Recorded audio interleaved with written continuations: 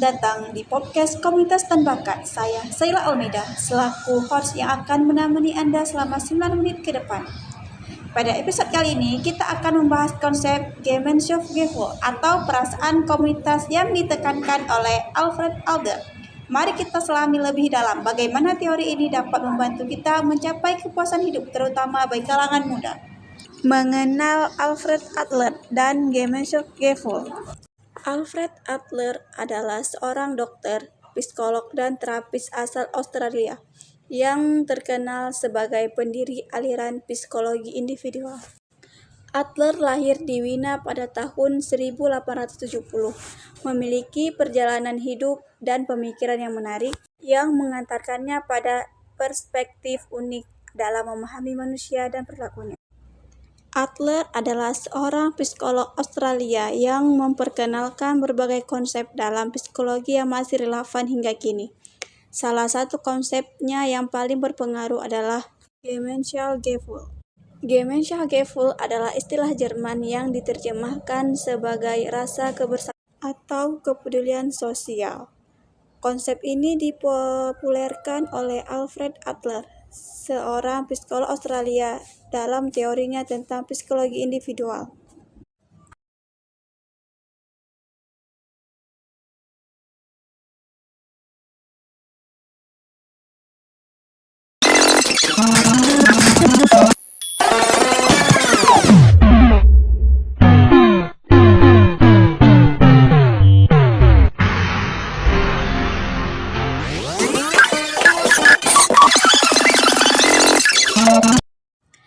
Yang secara harfiah berarti rasa kebersamaan dan kepedulian sosial.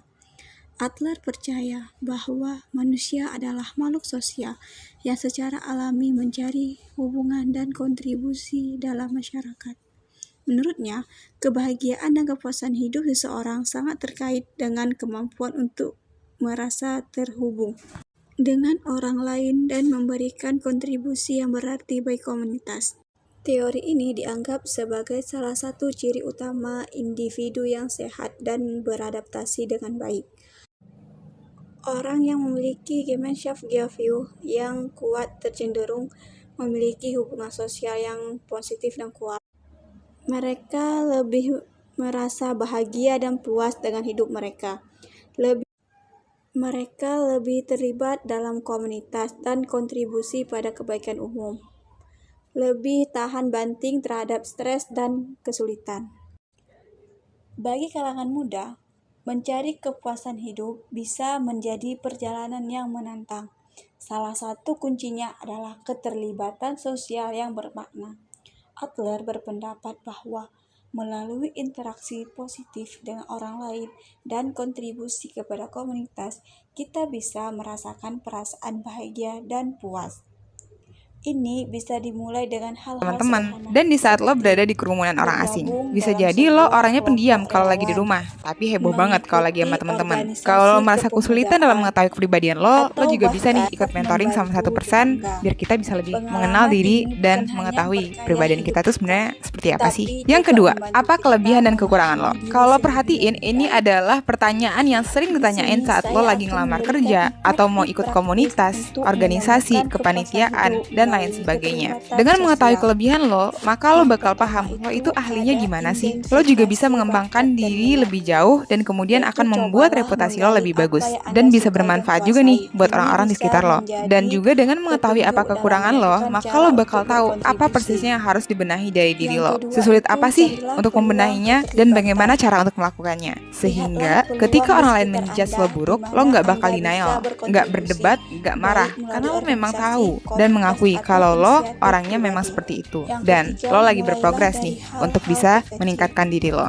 Yang ketiga, value utama yang lo anut. Apa aja nilai dan prinsip yang lo anut? Karena prinsip dan value inilah yang paling berdampak dalam proses lo mengambil keputusan, dalam menyelesaikan konflik, berkomunikasi dengan orang lain, dan lain sebagainya. Jadi jangan berusaha terlalu keras untuk nemuin satu hal penting di hidup lo, karena mungkin lo punyanya banyak. Yang harus lo lakukan adalah lo list dulu nih semua value-value itu, dan mungkin habis itu lo bisa cari nih yang paling deket sama hati lo yang mana sih? Menemukan keseimbangan antara diri dan masyarakat adalah sebuah tantangan dan peluang. Hidup ini bagaikan sebuah timbangan. Di satu sisi, kita memiliki keinginan pribadi, mimpi, dan ambisi yang ingin diraih. Dan di sisi lain, kita juga memiliki tanggung jawab sosial untuk berkontribusi dan membantu orang lain. Menentukan keseimbangan antara keduanya adalah salah satu tantangan terbesar yang kita hadapi. Adler, seorang psikolog ternama, memberikan solusi bijak untuk dilema ini. Ia menekankan bahwa kunci untuk mencapai keseimbangan adalah dengan mengenali bakat dan kemampuan kita. Dan manfaatnya bukan untuk kepentingan pribadi, tetapi juga untuk kebaikan orang lain. Bayangkan seorang pemuda bernama Andy yang memiliki bakat luar biasa dalam coding. Dia bisa saja memilih untuk fokus pada karirnya, mendapatkan pekerjaan bergaji tinggi, dan memiliki hidup yang nyaman. Tapi, Adler mendorong Andy untuk melangkah lebih jauh. Kata Adler, gunakanlah bakatmu untuk membuat dunia menjadi tempat yang lebih baik. Andy bisa terlibat dalam proyek seni komunitas, menciptakan aplikasi edukasi yang bermanfaat, atau bahkan mengejar kelas coding untuk anak-anak di lingkungannya.